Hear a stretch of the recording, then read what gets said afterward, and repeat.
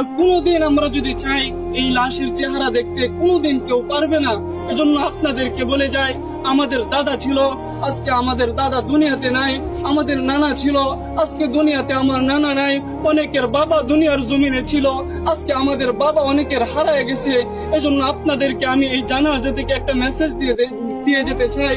যারা আজকে মনে করতেছেন যে দুনিয়ায় আমার জন্য আসল, এ দুনিয়ায় আমার, আল্লাহ তাআলা বলতেছেন আমাল হায়াতুদ দুনিয়া ইল্লা মাতাউল গুরুর, যে দুনিয়াটা হচ্ছে একটা ধোঁকা, এ দুনিয়ার সবকিছুই ধ্বংস হয়ে যাবে।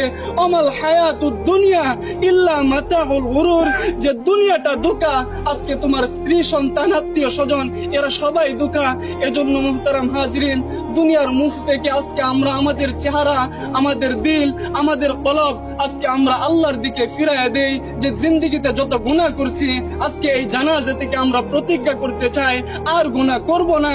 যেই কবরে আমাকে যেতে হবে, সেই কবরে আমাকে একা থাকতে হবে, আর গুনাহ করব না। এই প্রতিজ্ঞা করে যদি আমরা এই জানাজা থেকে যেতে পারি, ইনশাআল্লাহ এই জানাজা আমাদের জন্য সফলতা বয়ে আনবে। সুবহানাল্লাহ। কথা লম্বা করার কোনো প্রয়োজন নেই। অনেকেই আত্মীয় স্বজন আছে, তারা কথা বলবেন। এই জানাজাই হচ্ছে আমাদের জন্য সবচাইতে বড় সবক, কথা ঠিক না?